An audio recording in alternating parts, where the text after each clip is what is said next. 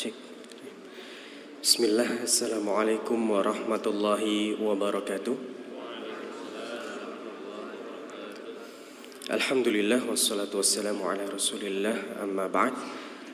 Alhamdulillah, jamaah malam hari ini kita bersyukur kepada Allah Subhanahu wa Ta'ala. Kita dipertemukan kembali dalam kajian rutin di Masjid Abdillah Rabbani Residence bersama guru kita Al-Ustaz Dr. Syafiq Riza Basalamah Hafizahullah Ta'ala. Alhamdulillah, bersama rahmat Allah yang sedang turun ya, ternyata kita juga masih bersemangat dan Allah mudahkan langkah kita, Allah berikan hidayah kepada kita sehingga bisa berkumpul kembali di Masjid Abdillah Rabbani Residence malam hari ini. Baik jamaah, seperti biasa bagi yang keluar masuk masjid, kami harap untuk kembali menutup pintu masjid ya, agar AC yang sedang bekerja dapat bekerja secara maksimal. Kemudian juga kami mohon para jamaah untuk bisa sedikit merapat ke depan. Ya. Bagi yang belum bertegur sapa, silakan bertegur sapa dengan kanan dan kirinya, depan belakang. Yang belum berkenalan juga kami berikan waktu untuk bisa berkenalan terlebih dahulu. Dan juga di awal ini kami ingin berikan sedikit apresiasi ya kepada jamaah malam hari ini yang hadir dengan mengendarai motor. Ya, di tengah rahmat Allah yang sedang turun, jamaah yang hadir mengendarai motor dari jarak yang paling jauh, silakan bisa angkat tangan. Oh, Masya Allah, masnya motoran ya. Dari mana mas? Genteng. Genteng Banyuwangi ya, Masya Allah. Gentengnya genteng mana mas? Genteng kota. Genteng kota ya, Banyuwangi. Oke. Oh, genteng kota ya sekarang. Masya Allah. Ada lagi yang lebih jauh dari Genteng Banyuwangi? Ada masnya? Ya? Bali. Motoran mas dari Bali. Berangkat jam berapa ini tadi? Kemarin sore. Oh kemarin sore. Tapi memang mau ke kajian ini? Oh salah satunya, Masya Allah, boleh lah dari Bali ya. Taib, ada lagi yang lebih jauh? Ya, tidak ada?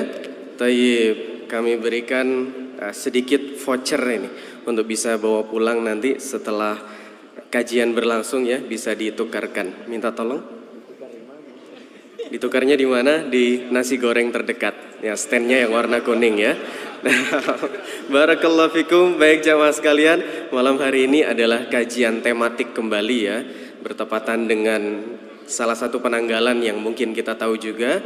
Judul malam hari ini adalah Tahun Baru Siapa. Langsung saja kami berikan kesempatan kepada guru kita Ustaz Dr. Syafiq Riza Basalamah Hafizahullah Ta'ala untuk menyampaikan materinya pada malam hari ini. Falyatafadhal Ustaz.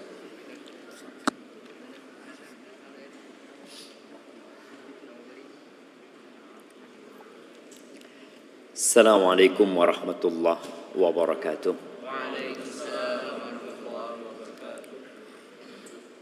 Alhamdulillah alladzi hadana lihada wa ma kunna linahtadiya laula an hadanallah.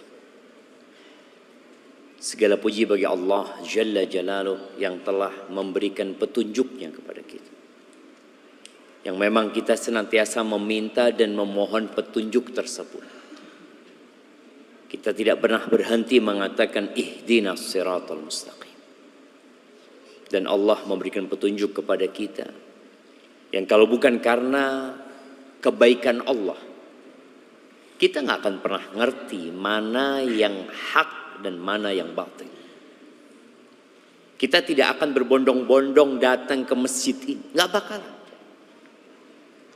Maka hendaklah kita memuja dan memuji Allah atas nikmat yang diberikan, di mana yang paling agung adalah nikmat hidayah tersebut. Allahumma salli wa sallim ala abdika wa rasulika sayyidina wa maulana Muhammadin wa ala alihi wa ashabihi ajma'in. Ya Allah, semoga salawat dan salam, berkah dan nikmat senantiasa Engkau curahkan untuk hamba kekasih-Mu, untuk baginda Nabi kita Muhammad alaihi salatu wassalam, untuk keluarga beliau, untuk istri-istri beliau, untuk putra-putri beliau, dan untuk seluruh sahabat Nabi.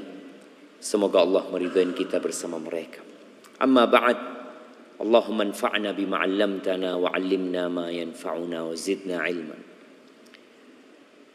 Malam ini tanggal 12. Nah, 12 kan? 12 Rajab. 12 Rajab. 1447 Hijriah.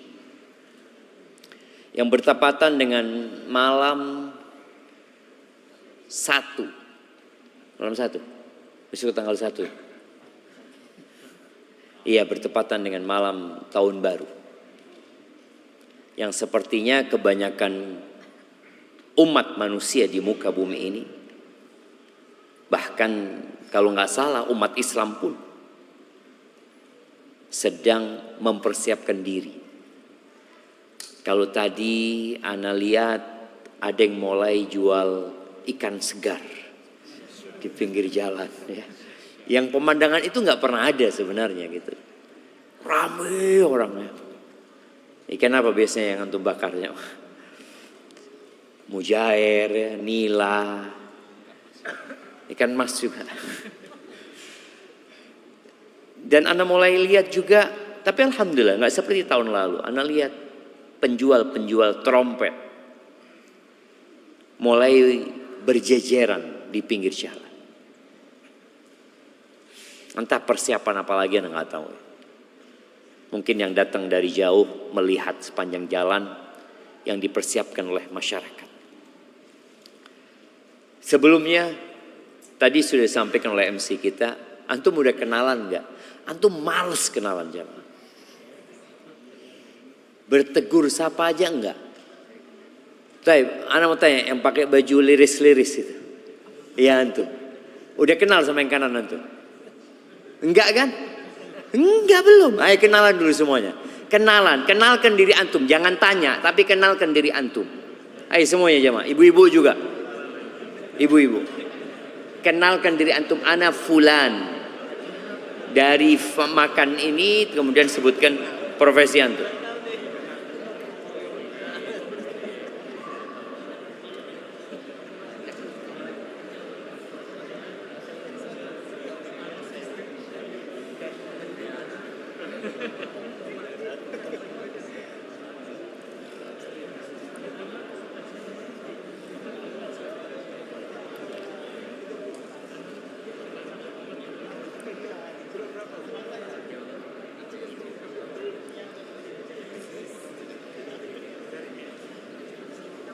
Nah, mau tuker-tukeran nomor HP nggak apa-apa ya? Tafadhol.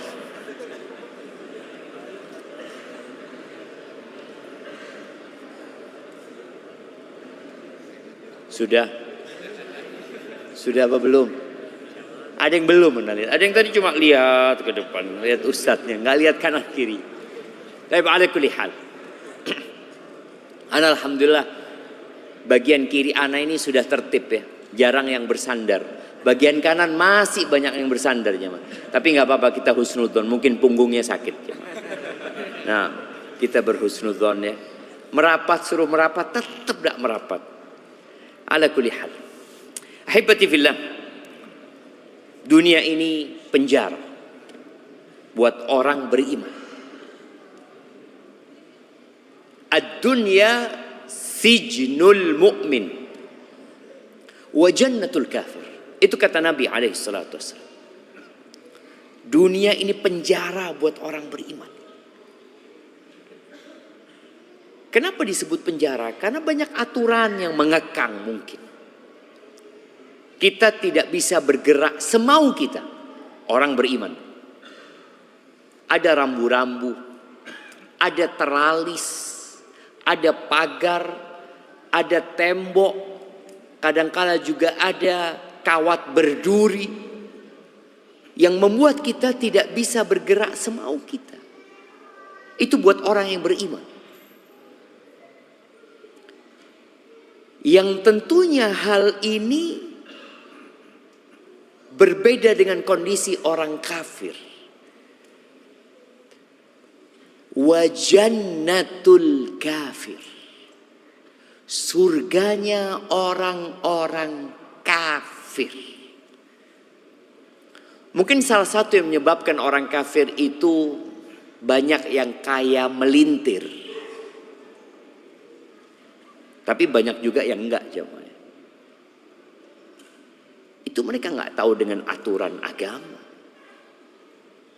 Mereka enggak kenal dengan halal haram. Allah juga menyebutkan tentang orang kafir, innal ladzina kafaru yatamatta'un wa ya'kuluna kama ta'kulul an'am wan naru mathwal lahum. Kata Allah Azza wa Jalla, sesungguhnya orang-orang kafir itu hidupnya bersenang-senang, berhappy-happy. Itu kehidupan mereka. Antum kalau ngelihat mereka nggak jelas tujuan hidup mereka apa. Ada bar yang mungkin tiap weekend mereka akan ke sana. Ada wine, ada minuman keras, ada joget-joget. Nggak ada pikiran mau sholat subuh, nggak ada pikiran mau sholat zuhur. Mereka hidupnya bersenang-senang. Maka ketika mukmin hidupnya bersenang-senang, coba. Jangan-jangan engkau berada di jalannya orang-orang kafir.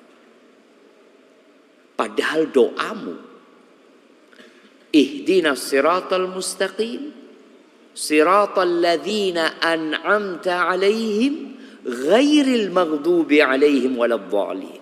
Doa kita jangan sampai kita ditunjukin jalannya orang-orang kafir, orang-orang yang dimurkai dan orang-orang yang tersesat. Orang kafir bersenang-senang hidup. Seakan-akan dunia ini surga buat mereka. Wa ya'kulun. Mereka sibuk kuliner, makan. Bersenang-senang, menikah mungkin gak menikah, berzina juga. Mereka makan seperti makannya binatang ternak. Kata siapa? Kata Allah Azza wa Jalla.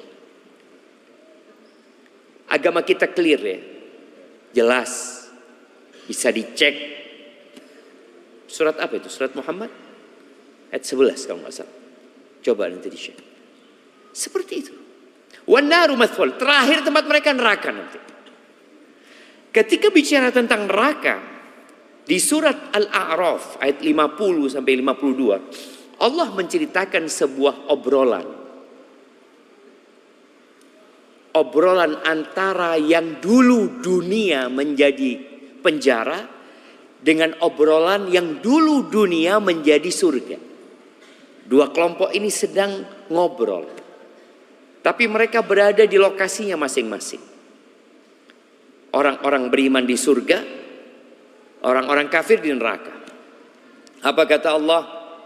Wanada ashabun nari ashabal jannah.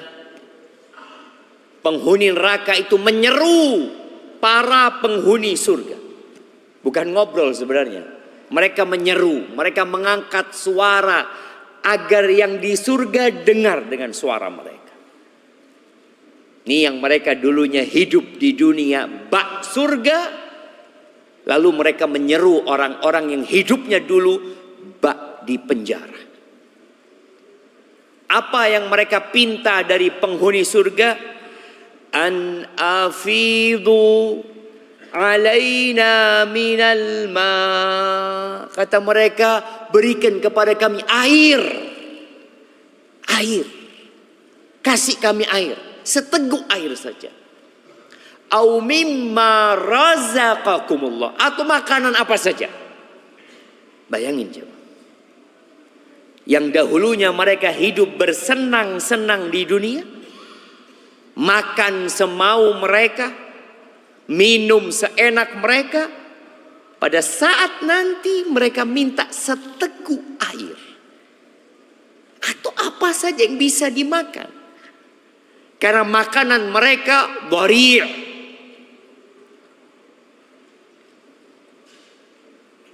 Makanan mereka apa? Duri.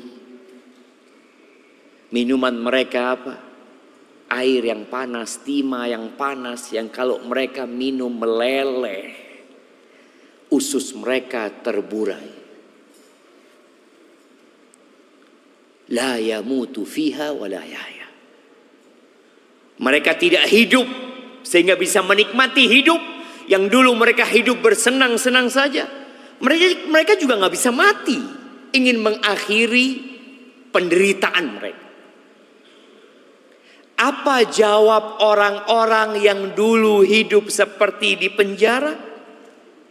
Qalu innallaha harramahuma 'alal kafirin. Allah mengharamkan dua ini atas orang-orang kafir. Kalian dulu hidup di dunia dikasih kesempatan untuk beriman. Siapa mereka? Alladzina ittakhadhu dinahum lahwa wa la'iba. Mereka yang menjadikan agama mereka sebagai permainan dan senda gurau. Allah turunkan agama Islam. Allah perintahkan Nabi alaihi salatu wasallam untuk mendakwain mereka. 13 tahun di Mekah, Nabi alaihi salatu wasallam mengatakan kepada mereka, qulu la ilaha illallah. Katakan tiada yang berhak disembah kecuali Allah azza wa jalla. 10 tahun di Madinah, hidup bersama musyrikin dan Yahudi, sama dakwah Nabi alaihi salatu wasallam, qulu la ilaha illallah. Beliau mengutus Mu'ad bin Jabal sallallahu alaihi wasallam ke Yaman. Lalu beliau berpesan kepada Mu'ad, ya Mu'ad, innaka ta'ti qauman ahla kitab. Mu'ad, yang engkau datangi ini sebuah tatanan masyarakat yang mereka memiliki kitab. Mereka Nasara, mereka punya kitab, Injil kitab mereka. Terus gimana dakwah kepada mereka? Falyakun awal ma tad'uhum ilai syahada an la ilaha illallah. Yang pertama engkau dakwakan la ilaha illallah. Jadi kalau bicara agama, maka kuncinya adalah la ilaha illallah. Dan kunci surga juga la ilaha illallah. Ini orang enggak?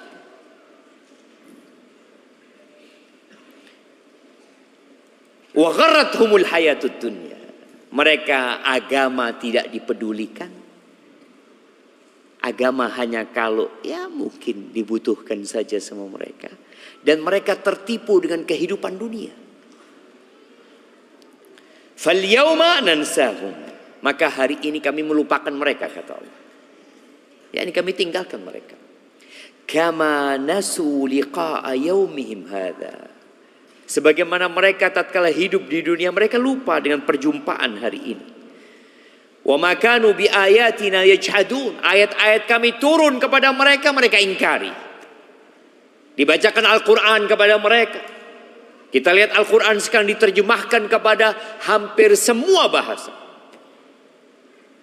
24 jam live Mekah, live Madinah. Di mana-mana dakwah bisa didengar.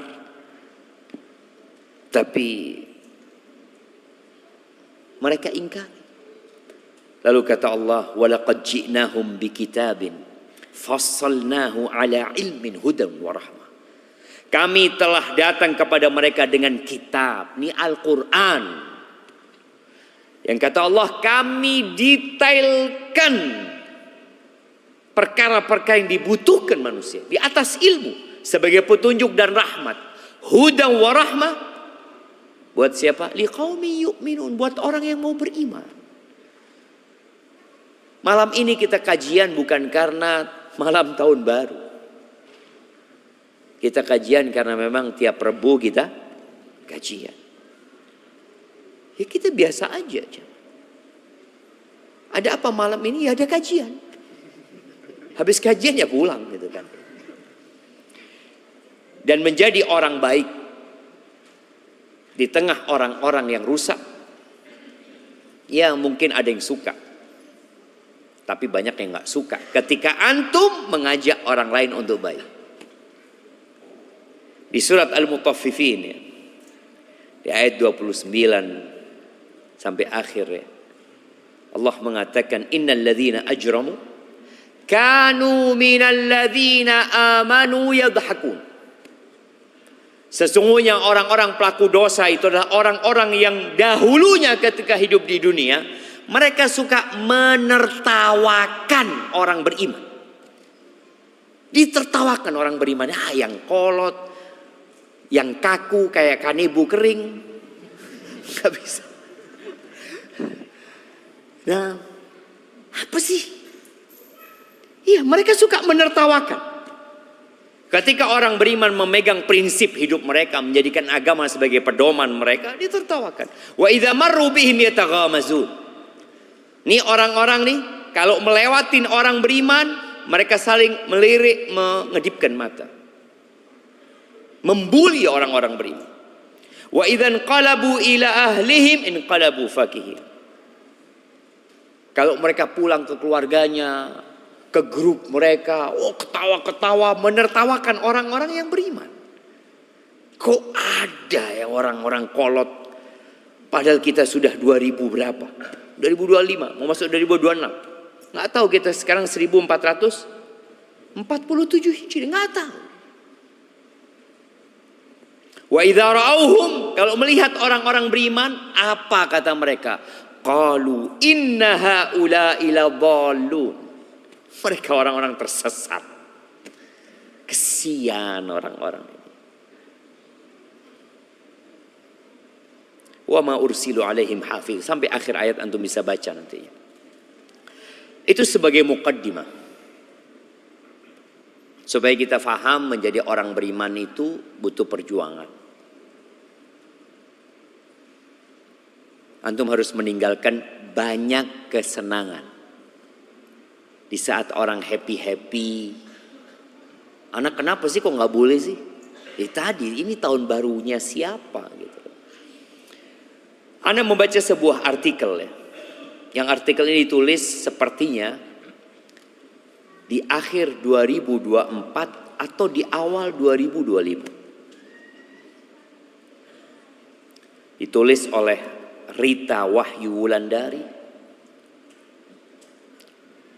Dia lecturer of biblical Hebrew filosofi. Karena nggak bisa baca. Yang jelas dia ini di Israel Bible Center.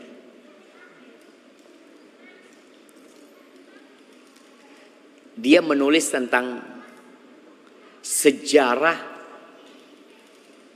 Masehi 2025. Dia non muslim. Dia bangga. Dalam artikel anak akan bacakan beberapa poin yang dia tulis. Dia bangga sekali tatkala dunia menjadikan kalendernya Masehi menjadi panutan buat mereka. Tatkala dunia merayakan tahun baru Masehi. Judul artikel ini, ketika dunia mengubah kalendernya, kelahiran Kristus sebagai tanda tahun Masehi. Lalu dia sebutkan ada satu, ini di pendahuluan dia. Ada satu keputusan dalam sejarah yang sepertinya senyap. Tidak banyak orang di dunia ini menyadarinya. Namun dampaknya menembus ribuan tahun.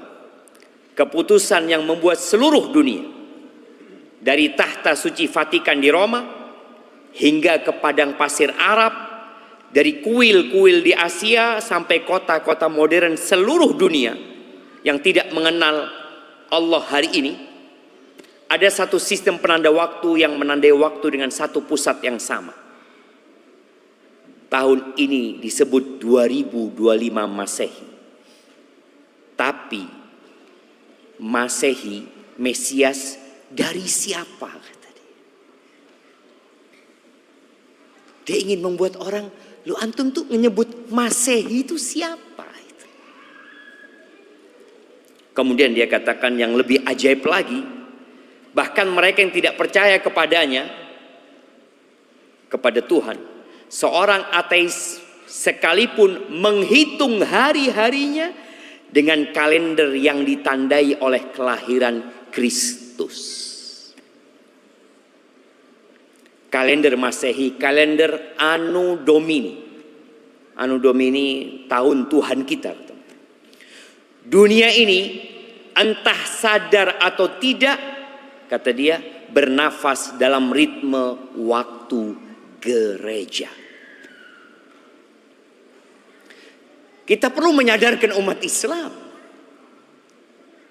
Dan dia ketika membuat tulisan ini untuk membanggakan diri. Tapi semoga menjadi pencerahan buat umat Islam.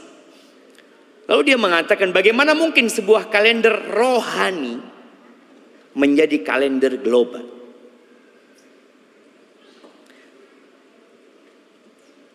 Yang untuk menandai waktu itu dengan sebelum dan sesudah Kristus. Kita kenal nggak ngerti sebelum Masehi, sesudah Masehi, ya. Dia dengan jelas mengatakan sebelum dan sesudah Kristus. Memang kalau bahasa Inggrisnya apa? Sebelum Masehi apa bahasa Inggrisnya? Hah? Before Christ. Before Christ. BC. Mereka nulisnya BC. Before Christ. Kita kan biasa sebelum Masehi. Loh, ini urusannya sama siapa Masehi? Dengan jelas ketika bahasa Inggris mereka terus terang. Cuma tadi umat Islam nggak ngerti Masehi itu apa. Sehingga biasa aja, ya. Dan dia sebutkan, bayangkan seluruh dunia dari timur sampai barat, dari bangsa beriman sampai mereka yang menyebut diri ateis, menandai hari demi hari dengan kalender yang sama. Kalender yang berakar dari kelahiran satu pribadi, Yesus Kristus. Ini tulisan dia. Kalau bicara sistem kalender, dia sebutkan sistem kalender yang ada di dunia ini. Kalender Jawa 2025 ya. Kalender Jawa itu ya sekitar tahun 1958, 1959. Mereka pakai kalender luni solar. Luna solar. Luni itu matahari, luni itu lunar itu rembulan, solar itu matahari, menggabungkan antara bulan dan matahari ya. Kemudian kalender Hijriah pakai lunar. Kemudian Ibrani lunisol. Ibrani itu lebih tua.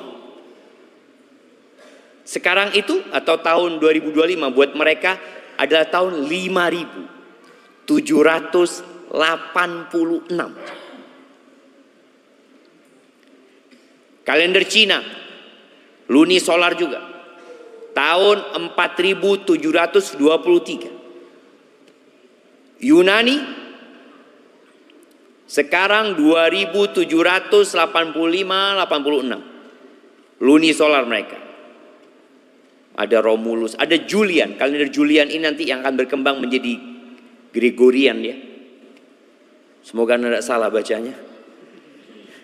Julian ini 2025. Dulunya mereka kalendernya cuma 10 bulan. Kemudian ditambah 2 bulan. Jadi kalender mereka dulu cuma 304 hari. Kemudian ditambahkan jadi 12 bulan. Itu di mereka hanya buatan mereka saja. Jadi kalau bicara matahari ini lebih mengacu kepada musim nanti. Baik. Kemudian disebutkan di sini dahulunya jadi kalender Masehi ini baru dimulai di abad 6 Masehi. Jadi kaum Nasoro sebelumnya pakai kalender siapa? Mereka pakai AUC. AUC. Singkatan dari Ab Urbe Condita. Mudah-mudahan gak salah baca ya. Kalau salah ya anggap benar. Ini bahasa Latin yang artinya sejak berdirinya kota Roma. Jadi mereka dulu pakai sejak berdirinya kota Roma. Kota Roma itu berdiri disebutkan tahun 753 sebelum Masehi. Ini menurut sejarawan mereka. Jadi yang dipakai oleh Nasoro sejatinya jamaah, yang dipakai oleh Nabi Adam sampai Nabi Musa dan Isa itu mereka pakai kalender rembulan. Tapi kemudian terjadi perubahan karena mereka ikut Romawi saat itu. Kemudian disebutkan di abad ke-6 ada seorang biarawan ya. Ini di tahun 525 Masehi. Biarawan yang bernama Dionysius Exiguus ya. Dia menetapkan sistem penanggalan baru untuk menentukan waktu kelahiran Yesus dan Paskah Kristen. Kapan lahirnya Yesus? Kapan Paskah? Paskah itu hari apa?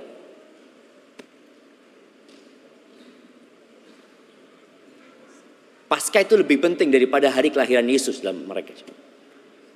Paskah itu hari kebangkitan Yesus. Mereka meyakini Yesus disalib di hari Jumat, kemudian bangkit di hari Minggu. Kenapa mereka tidak mengagungkan Jumat? Mereka agungkan Minggu. Nanti kita akan juga dibahas oleh penulis artikel ini ya. Kenapa hari Minggu? Dan kemudian dia menetapkan tadi sistem penanggalan baru untuk menentukan waktu kelahiran Yesus dan Paskah Kristen. Ia tidak ingin memakai sistem tahun Kaisar. Kaisar Romawi tadi. Auge itu. Sebab dianggap terlalu pagan. Ada syirik lah, mereka paganisme ya. Maka mereka nggak mau gitu. Ia menggantinya dengan sistem Anno Domini Nostri Lesu Christi. Artinya tahun Tuhan kita Yesus Kristus. Jelas ini tahun barunya siapa yang sedang dirayakan oleh umat Islam. Mereka menyatakan tahun Tuhan kita Yesus Kristus. Kemudian dia sebutkan dengan sistem ini tahun kelahiran Yesus ditetapkan 1 AD, Anno Domini. Tidak ada tahun 0. Nggak ada tahun 0. Langsung dari 1 sebelum Masehi, mereka sebut before Christ, BC ya, ke 1 Anno Domini. 1 Masehi itu mereka sebutnya Anno Domini. Namun penulis menyebutkan ada kekeliruan perhitungan tahun oleh Dionysius, sehingga kenyataannya Yesus Kristus tidak lahir di tahun 1 Masehi. Dia sebutkan boleh jadi lahirnya 4 tahun sebelum Masehi. Karena memang penentuan tahunnya ini di abad ke-6 jemaah, bayangin ya. Di abad ke-6 baru mereka berpikir merubah tahun tadi. Kalau umat Islam yang ketika Nabi SAW meninggal dunia, mereka belum menetapkan tahun. Nggak ada tahun. Mereka tahunnya menggunakan peristiwa. Sampai di zaman Umar bin Khattab radhiyallahu taala anhu, kira-kira tahun 18 mungkin, itu mulai ditetapkan pakai tahun mana ini? Pakai tahun Hijriah akhirnya. Sedangkan orang-orang Nasoro mengikuti Romawi berapa tahun? 500 tahun lebih. Mereka ikut kalendernya Romawi. Setelah itu baru mereka merubahnya. Kemudian di kesimpulan dia nyebutkan, kita sampai pada satu kesimpulan besar. Bahwa kelahiran Kristus, dengan jelas dia tidak menyebut Masehi. Dia tidak menyebut Nabi Isa. Tapi Kristus ini dah bahasa Arabnya apa? Al-Masih. Al-Masih. Bukan hanya peristiwa iman, tetapi juga peristiwa sejarah yang mengubah arah waktu. Kelahiran Kristus telah menjadi poros waktu bagi seluruh peradaban manusia. Sehingga itu menandai awal dari sistem penanggalan yang kini dikenal sebagai tahun Masehi. Atau Anno Domini, artinya tahun Tuhan kita. Maka setiap kali kita menulis tanggal lahir, mencatat janji, atau menandai hari di kalender, sesungguhnya kita sedang menulis dalam sistem waktu yang bersumber dari Bethlehem. Karena kelahiran Kristus bukan hanya mengubah hati manusia, tetapi mengubah cara dunia menghitung waktu. Dengan demikian, tahun Masehi bukan sekedar sistem penanggalan, melainkan jejak pengaruh Kristus atas sejarah manusia yang menjadi kesaksian universal, di mana setiap detik, setiap tanggal, dan setiap catatan kehidupan kita berjalan mengikuti ritme waktu yang lahir dari palungan Bethlehem. Jadi ini jelas tahun barunya siapa. Kemudian disebut tentang hari Ahad, hari Minggu sebagai hari libur mingguan. Kok bisa? Dunia semua, hampir semuanya pakai hari Minggu. Kecuali mungkin beberapa negara. Johor, kalau nggak salah sampai sekarang liburnya hari Jumat. Arab Saudi liburnya masih Jumat. Dulu Kamis Jumat, sekarang Jumat Sabtu. Negeri-negeri itu masih tidak menggunakan Ahad. Disebutkan di sini bahwa hari Minggu sudah menjadi hari libur dan hari ibadah Kristen jauh sebelum kalender Gregorian ditetapkan tahun 1582. Bahkan lebih dari 1200 tahun sebelumnya, tepatnya sejak tahun 321 Masehi. Bayangin. Ternyata orang-orang Nasoro di masa Isa Al-Masih dan sesudahnya, mereka tidak menjadikan hari Ahad hari libur. Baru ditetapkan Ahad itu libur pada masa Kaisar Konstantinus Agung dari Kekaisaran Romawi. Tahun berapa? 321 Masehi. Kenapa dijadikan hari Ahad? Hari yang dihormati matahari. Karena dulu mereka paganisme. Mereka menyembah matahari dulu. Para pejabat dan warga kota harus beristirahat. Hanya petani boleh bekerja jika perlu. Hari Minggu saat itu dianggap suci bagi umat Kristen karena merupakan hari kebangkitan Kristus. Disalibnya Kristus menurut mereka hari Jumat, dan juga hari yang dihormati dalam tradisi pagan Romawi. Jadi ketemu tuh jemaah. Pagan Romawi, mereka mengagungkan hari Minggu. Kemudian Nasoro menjadikan hari Minggu tadi sebagai hari Paskah karena hari bangkitnya Isa Al-Masih alaihi salam. Ya. Ingat, la ilaha illallah, Isa Abdullah wa Rasuluh. Dampaknya disebutkan, penetapan hari Minggu sebagai hari istirahat resmi menjadi dasar bagi libur hari Minggu di sebagian besar Eropa dan berlanjut hingga kini di banyak negara termasuk Indonesia. Keputusan ini menunjukkan peralihan dari tradisi pagan dan Kristen serta menjadi titik balik penting dalam sejarah Kekaisaran Romawi yang semakin bergeser ke arah pengaruh Kristen. Kemudian dia sebutkan bagaimana kalender Gregorian masuk ke Indonesia. Gimana ceritanya tuh Masehi itu masuk Indonesia? Padahal umat Islam sudah ada lebih dahulu di Indonesia sebelum orang-orang Nasoro datang. Udah ada. Kemudian orang-orang Jawa sudah punya kalender. Terus gimana nih Masehi bisa masuk Indonesia? Disebutkan ekspansi kolonial Eropa. Spanyol, Portugis, Inggris, Belanda, Perancis membawa sistem waktu Kristen dengan jelas mereka nyebutkan ke koloni-koloni Asia, Afrika, dan Amerika. Minggu sebagai hari libur menjadi bagian dari tata sosial kolonial, waktu mengikuti tatanan gereja. Kemudian VOC masuk ke Nusantara antara tahun 1602 sampai 1799. VOC Belanda memperkenalkan kalender Gregorian, sistem Minggu Barat, dan hari Minggu sebagai hari rahat wajib bagi pegawai dan jemaat gereja Protestan. Di Batavia dan kota-kota pelabuhan, Minggu jadi hari gereja dan hari tidak bekerja. Sistem waktu pribumi mulai bergeser. Pergeseran itu karena dampak dari penjajahan.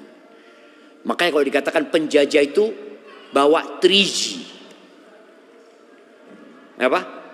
3G. Apa 3G? Gospel, Gold, Glory. Mereka bawa itu. Dan ini penulisnya non-muslim nih. Jangan dikatakan, oh ini muslim banget. Enggak, ini non-muslim yang menulis. Kemudian dia sebutkan di sini, berlanjut pada pemerintahan Hindia Belanda setelah VOC bubar.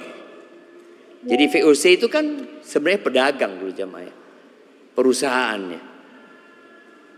C-nya ini kan company, VOC company. Mereka kemudian berubah menjadi pemerintah. Kolonial Belanda menegakkan aturan libur minggu bagi kantor pemerintahan dan sekolah. Penjajah.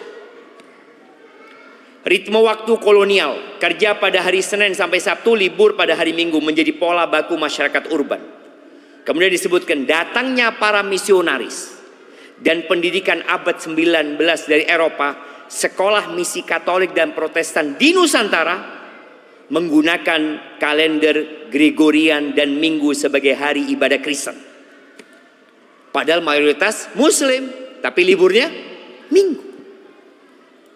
Pola Minggu Kristen melembaga dalam sistem pendidikan nasional kolonial.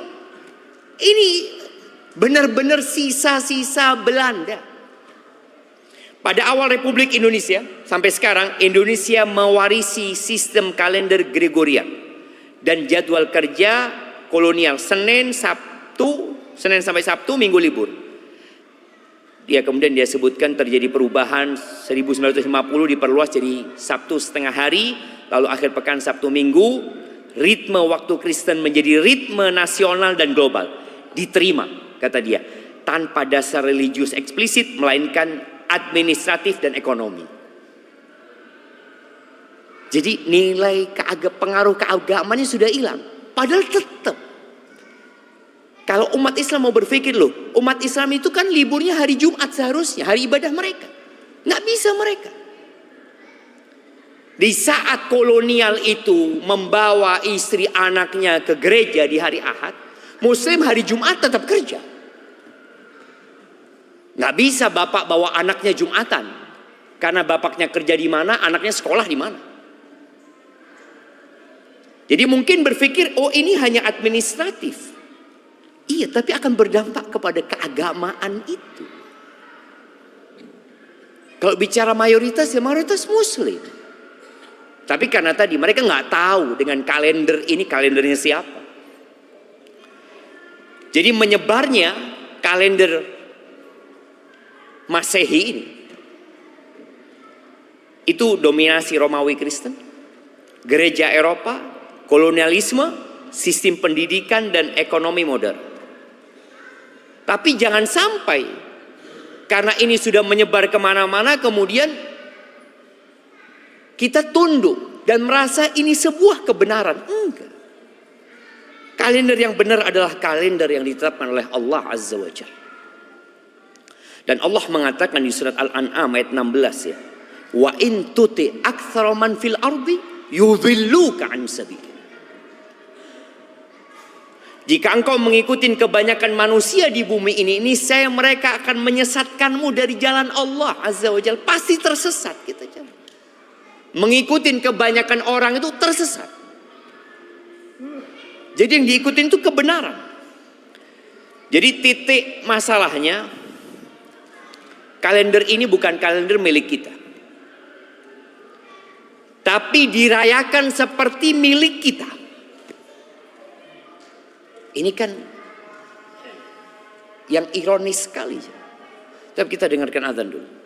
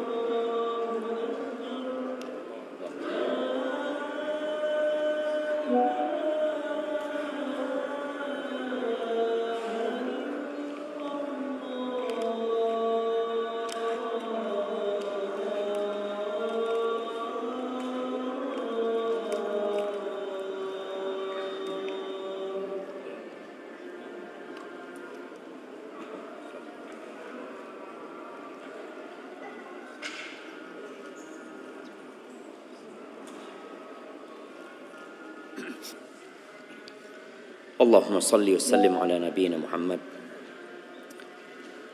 Jadi tahun baru siapa jamaah? Ini tahunnya bukan milik kita. Kalendernya bukan milik kita, tapi dirayakan seperti milik sendiri. Bingung umat Islam. Titik masalahnya bukan tanggal, tapi kesadaran identitas. Merayakan tahun baru Masehi oleh kaum muslimin bukan sekedar soal hitung waktu ya. Tetapi ini soal siapa yang menentukan ritme hidup kita. Siapa sih? Antum kok bisa rame-rame malam ini? Dalam kerangka nilai siapa bersuka cita. Antum seneng-seneng. Ini nilai milik siapa? Bicara kearifan lokal ya bukan. Bukan. Kita udah lihat. Penulis itu menjelaskan dengan gamblang. Dan kalender bukan netral. Jangan dianggap netral. Enggak. Kalender itu membawa makna, simbol, pandangan kehidupan. Makanya kenapa bangga penulis tadi ketika hari kelahiran Kristus itu dijadikan patokan oleh seluruh umat di muka bumi. Ya enggak semuanya. Kalender Masehi tadi berporos pada kelahiran Yesus dalam pandangan mereka yang dianggap sebagai anaknya Tuhan. Menguat lewat gereja, kolonialisme dan sistem barat. Sementara kalender Hijriah Allah yang menetapkan langsung berkaitan dengan bulan-bulan. Berporos pada hijrahnya Nabi Muhammad SAW, titik lahirnya peradaban Islam. Tapi kita sendiri nggak hafal dengan kalender kita sendiri. Ingat Islam sudah menetapkan berkaitan dengan penentuan bulannya. Kita sudah pernah sampaikan di surat At-Taubah ayat 36 nanti dirujuk kembali. At-Taubah ayat 36 Allah mengatakan inna iddatasy syuhuri 'indallah 12 syahr.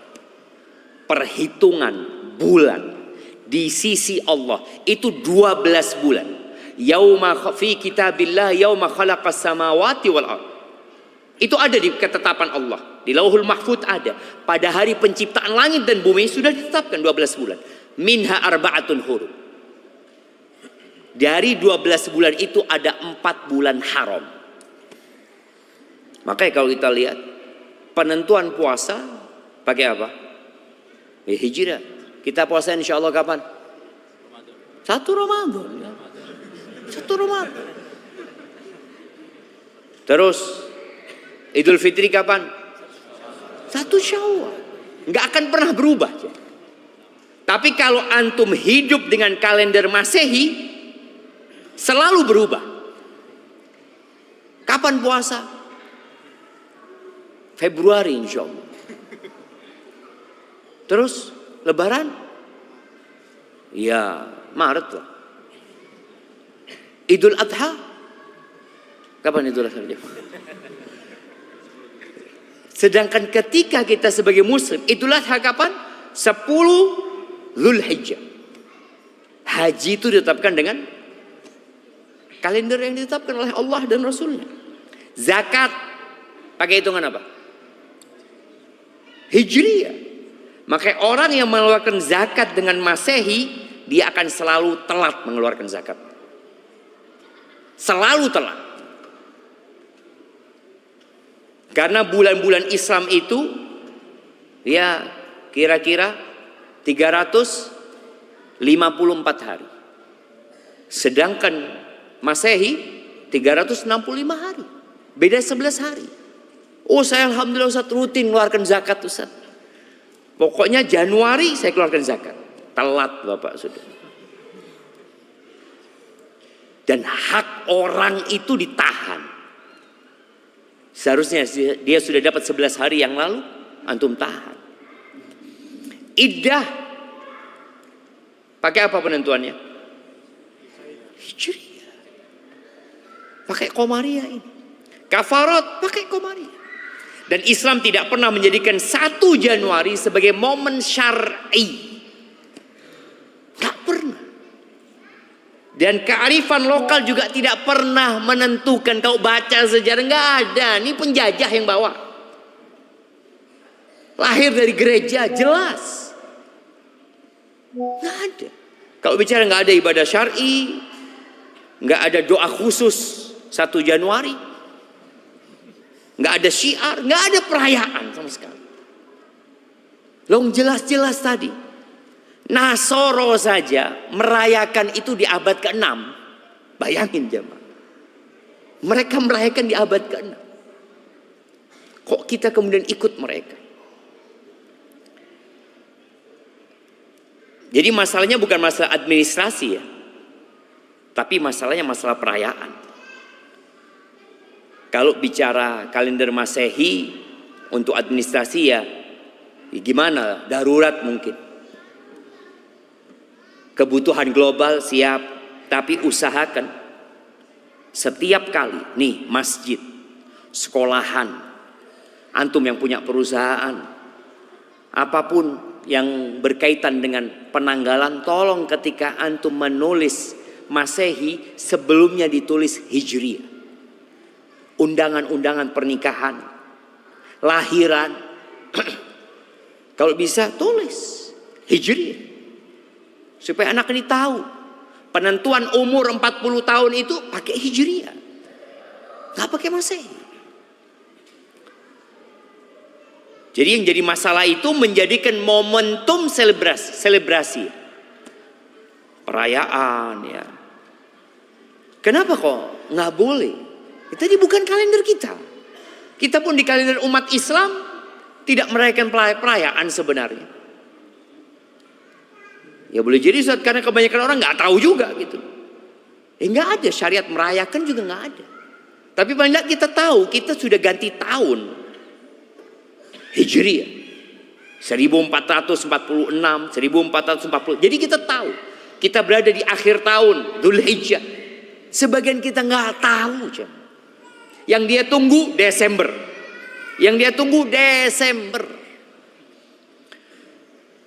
Jadi kita tahu bahwasanya Masehi adalah simbol peradaban bangsa lain, umat lain, dirayakan dengan hura-hura, pesta, kembang api, kemaksiatan terbuka.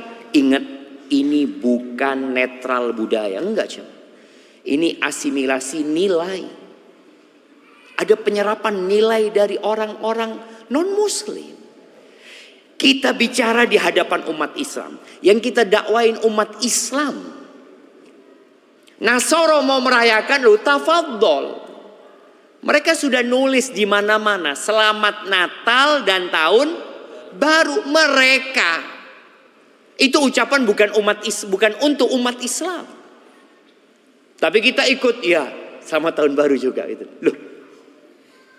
Mereka tatkala mengucapkan itu sejatinya kepada agama mereka. Dan Nabi alaihi salatu wasallam mengatakan, man tashabbaha biqaumin fahuwa minhum. Barang siapa yang menyerupai suatu kaum, maka dia termasuk dari golongan mereka.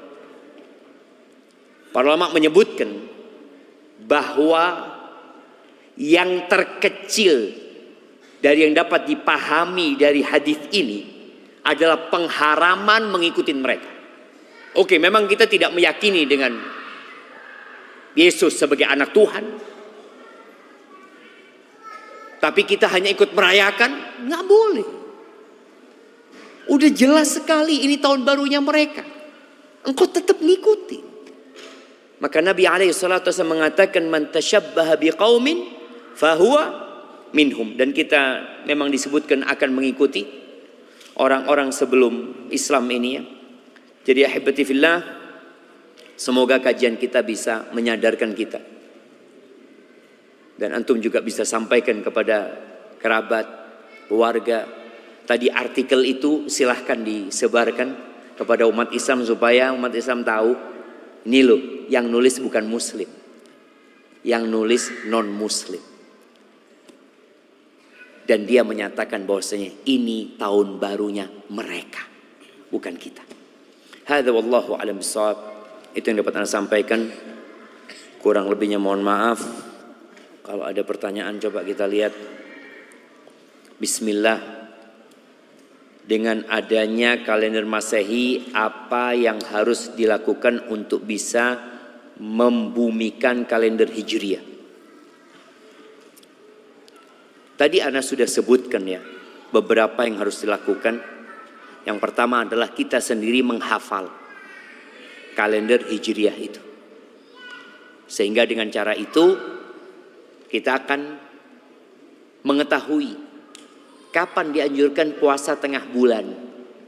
Tanggal 13, 14, 15. Kita tahu tuh. Dan penentuannya mudah. Tinggal lihat apa? Bulan. Oh, kayaknya udah tanggal 13 nih. Ketika full, oh tanggal 15. Mudah penentuannya. Paling mudah di antara kalender itu adalah kalender yang menggunakan lunar ini. Menggunakan rembulan. Kemudian yang kedua, yang berurusan dengan surat menyurat, tolong bubuhkan kalender Hijriah. Ketiga, gaji yang bulanan. Antum yang menggaji. Kalau itu perusahaan, kalau itu sekolah, apapun ya, masjid juga. Ana tanya ke salah satu masjid di Sidoarjo, ana tanya sama DKM, apa Ana mau tanya, antum menggaji marbot apa semuanya itu pakai Hijriah apa Masehi? Masehi. Masjid pakai Masehi. Apa yang dikatakan oleh penulis tadi benar. Bahwa saya melampaui semua tempat. Sampai tempat ibadahnya umat Islam pun gajinya pakai Masehi. Kenapa? Yang punya pembantu gajinya pakai Hijriah. Usahakan semua pakai Hijriah. Antum juga mahasiswa nih, minta bulanan Hijriah. Lebih menguntungkan antum. Karena 354 hari. 11 hari atau mendapat fulus tambahan itu. Ya memang lebih menguntungkan coba. Menggunakan Hijriah tapi merugikan perusahaan. Tapi paling tidak tadi perusahaan sudah mensyiarkan. Itu mungkin yang bisa kita lakukan dengan keluarga kita, dengan kerabat kita, dengan kolega-kolega kita. Usahakan yang digunakan adalah hijriyah. Dan berdoa memohon kepada Allah Azza wa Jalla. Karena jamaah, ini pertanda kita kalah memang dengan orang-orang Nasara. Sehingga tadi umat Islam merayakan. Karena biasanya menjadi budaya dan tradisi atau tabiat manusia, itu yang kalah mengikuti yang menang. Pokok semua dari yang menang-menang itu dianggap wah hebat, hebat. Sehingga kita mengikuti tanpa mengetahui.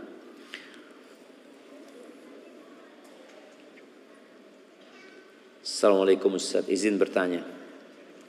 Ana tadi baca di Instagram katanya ada amalan tahun baru berdasarkan dalil dari hadis yang berisi kita kira-kira maknanya kurang lebih seperti ini. Barang siapa masuk pasar lalu membaca la ilaha illallah wahdahu la syarikalah lahul mulku wa lahul hamdu yuhyi wa yumit wa huwa hayyun la yamut biyadihil khair wa huwa ala kulli syai'in qadir, maka Allah akan mencatat baginya 1 juta kebaikan, menghapus 1 juta keburukan, mengangkat 1 juta derajat. Hadis riwayat Tirmidzi.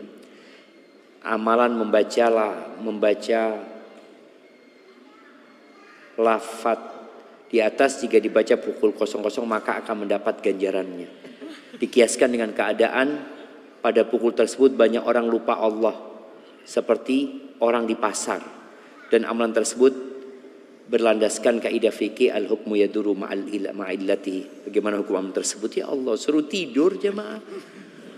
Ngitung juga masalahnya. Kan jam 00 berarti dia nunggu kan? Mau baca doa. Udah. Dia menunggu, seharusnya dia tidur. Bangun jam 2 sholat malam. Sebenarnya apa sih yang baru jemaah? Apa yang baru? Kalau antum lihat ya, nunggu nih jam 00. Terus lihat. Rumahnya baru, enggak sih. Jamnya tetap, HP-nya tetap. Lihat istrinya. Tetap. Istrinya lihat suami, tetap. Dia ada yang baru. Kita sudah dibohongi sebenarnya, enggak ada yang baru. Enggak ada yang baru. Dan subhanallah pemerintah tidak menjadikan tahun baru itu sebagai tahun untuk mengangkat jabatan ya. Jabatannya diangkat pada malam tahun baru. Ada jemaah? Kayaknya nggak ada kan? Nggak ada jemaah. Nggak ada yang baru sama sekali. Nggak ada. Maka tolong kita sadari kalau dikatakan baca doa ini masuk pasar. Kalau orang lalai itu baca doa.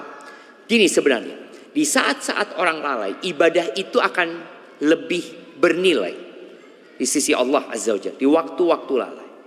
Tapi bukan hanya doa itu, sholat pun, baca Quran pun, zikir pun ya, nggak berkaitan dengan doa ini. Ini doa masuk pasar. Kalau dikatakan kenapa pahalanya besar sekali, ya mungkin karena orang lalai. Itu salah satu hikmah mungkin yang disimpulkan oleh para ulama. Ya. Barakallahu fikum.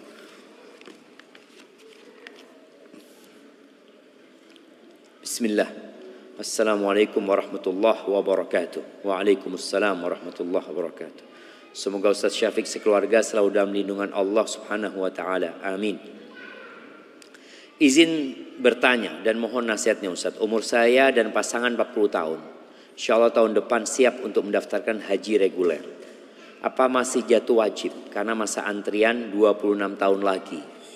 Kami pernah umroh 1 kali. Mengingat untuk saat ini secara matematika kami belum mampu untuk mendaftar haji plus atau furoda.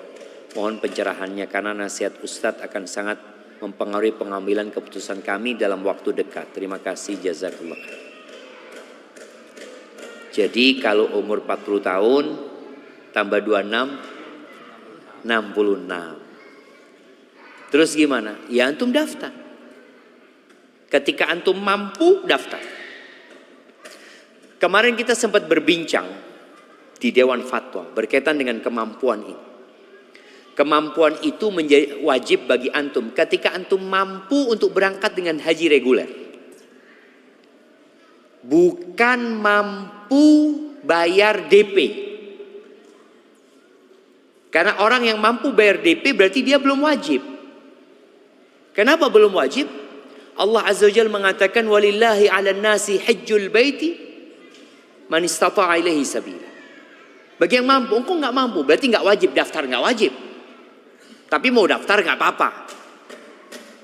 Mau daftar nggak apa-apa. Tapi kalau mampu berarti antum wajib. Sudah wajib. Tapi kan nunggu 26 tahun, nggak ada urusan masalah nunggu itu.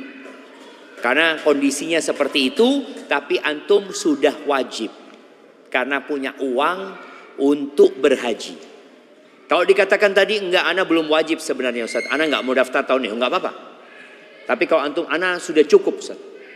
Jadi kalau mamanya haji reguler itu berapa bayarnya? Berapa? Bukan pendaftarannya ya. Totalnya. Tuh 59. Anggap 59 juta tadi. Ketika dia punya uang 59 juta berarti dia sudah wajib daftar. Dia punya kewajiban. Tapi kan nggak bisa langsung berangkat. Maka yang bisa dilakukan langkahnya adalah mendaftar. Umur dia 50 tahun Ustaz. Ana umur 50 tahun Ustaz. Baru punya uang ini Ustaz. Daftar.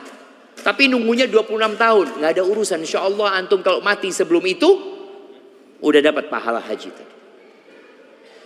Insya Allah.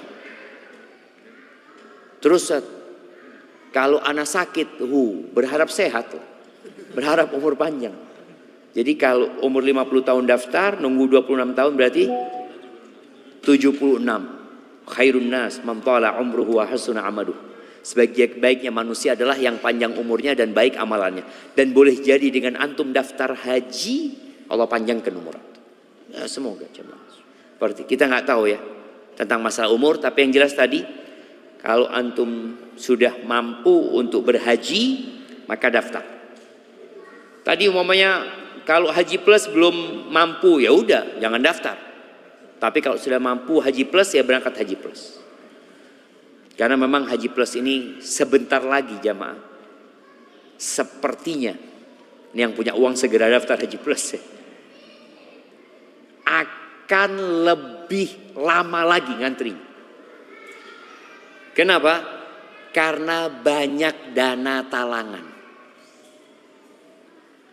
Mulai. Sudah ada, apalagi sudah ada. Berapa? Bayar berapa? 5 juta. Tuh 5 juta udah bisa daftar. Lebih murah daripada reguler. Iya. Tuh reguler 25.500 baru bisa dapat porsi. Ini 5 juta dapat porsi haji plus. Subhanallah jamaah. Walaupun nanti ketika waktu keberangkatan gak punya uang. Itu terjadi. Banyak tadi gak bisa berangkat. Tadi gak apa-apa ya. Gak apa-apa. Tapi bukan dianjurkan. Gini. Islam itu tidak menganjurkan hutang. Karena antum walaupun bayar 5 juta. Antum sebenarnya berhutang kepada travel tersebut gitu loh. Karena travel itu yang nalangi dulu. Haji plus itu seharusnya bayarnya kalau nggak salah 4.000. Iya, 4.000 dolar. Iya, 4.000 dolar seharusnya. Ini 5 juta. Utangnya tuh banyak tuh. Itu bukan utang pelunasan ya, utang kuota. Utang kursi aja seperti itu. Hadza wallahu a'lam bishawab. Taib ini mungkin pertanyaan terakhir.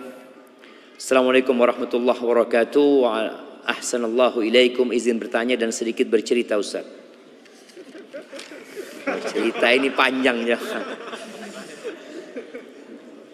Pada tahun 2024 lalu alhamdulillah istri ana Allah berikan rezeki berupa kehamilan. Putri pertama, kemudian ketika datang bulan Ramadan dan sedang hamil tua, beliau berpuasa 1 bulan kurang 2 hari. Dan ketika mendekati lahiran, berat putri kami hanya 1,5 kilo. Namun setelah berdoa kemudian ikhtiar alhamdulillah ketika lahiran beratnya naik menjadi 2,7 kg dan alhamdulillah ananda sehat. Namun setelah 14 hari putri kami sakit dan meninggal dunia. Kemudian beberapa bulan setelahnya Allah memberikan kami rezeki berupa kehamilan putri kedua. Dan ketika masuk bulan Ramadan kemarin istri anak izin untuk tidak berpuasa full dan hanya 2 hari saja. Alhamdulillah putri kedua ini lahir dengan berat 3,5 kg. Dan alhamdulillah beliau sudah berumur 4 bulan sekarang. Namun sampai saat ini bulan Rajab istri ana belum bisa membayar hutang puasanya.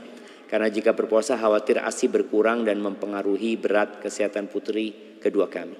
Sedangkan bulan Ramadan 1447 ya, sudah dekat. Mohon nasihat dan arahan Ustadz dan permasalahan ini. Apakah boleh membayar kafarat saja ataukah wajib mengqadha puasa yang tertinggal tersebut? Jazakallah khairan Ustadz. Semoga Allah menjaga Ustadz dan kaum muslimin. Ya, semoga yang sudah punya anak, anaknya jadikan anak-anak yang soleh soleha. Yang belum punya anak segera dikasih anak yang lahir soleh soleha. Yang belum nikah nih, semoga segera menikah ya dan diberkahi pernikahannya. Berkaitan dengan orang yang hamil, apakah dia wajib berpuasa di bulan Ramadan? Kalau wajib sama, dia wajib. Cuma kalau dia nggak mampu, jadinya nggak wajib dia berpuasa. Apa yang harus dilakukan? Pendapat jumhur ulama, dan Anda lihat pendapat jumhur ulama ini yang sepertinya harus lebih diikuti ya. Tetap wajib mengganti, bukan membayar kafarah, bukan membayar fidyah, bukan membayar fidyah. Walaupun ada pendapat dari Ibnu Umar atau Ibnu Abbas ya yang membolehkan untuk membayar fidyah, tapi keluar dari khilaf di antara para ulama, hendaklah tetap puasa. Kalau nggak mampu puasa, umpamanya tadi karena khawatir ya. Kalau bicara kematian tadi jamaah ya, bukan karena puasanya jamaah. Karena banyak orang yang nggak puasa mati juga anaknya. Jadi bukan karena puasanya, insya Allah. Kadangkala orang puasa nggak jaga makan. Padahal berapa banyak orang yang puasa 1 bulan Ramadan, ketika puasa beratnya 60, Syawal 65 jamaah. Iya, karena puasa lebih banyak makannya. Jadi ini yang perlu diperhatikan. Jadi ketika ada orang hamil mau puasa, sahurnya yang benar, bukanya yang benar. Soalnya kadang-kala dia malas sahur, malas buka ya karena kondisi hamil ya. Maka lebih baik puasa sudah kalau seperti itu. Kemudian ketika dia nggak mampu untuk membayar sekarang karena kondisi anaknya sedang disusui dan khawatir kalau dia puasa akan berdampak kepada anaknya, ya udah. Engkau nanti Ramadan nggak usah puasa lagi, nggak apa-apa. Kalau memang khawatir dengan anaknya. Namun begini, Ana ingin memberikan nasihat ya kepada orang-orang yang hamil tadi atau yang menyusui. Kalau dia puasa tiap hari mungkin berdampak kepada anaknya. Tapi kalau puasanya Senin Kemis, insya Allah nggak terlalu berdampak gitu. Apalagi sekarang ada susu tambahan, ketika puasa mungkin bisa ditambahin susunya. Kalau enggak, ini yang perlu dihidupkan. Cari ibu susu, murdiah, sehingga menghidupkan kembali saudara sesusu. Bisa. Ketika dia puasa, susuono anakku. Gitu. Bayar, enggak apa-apa.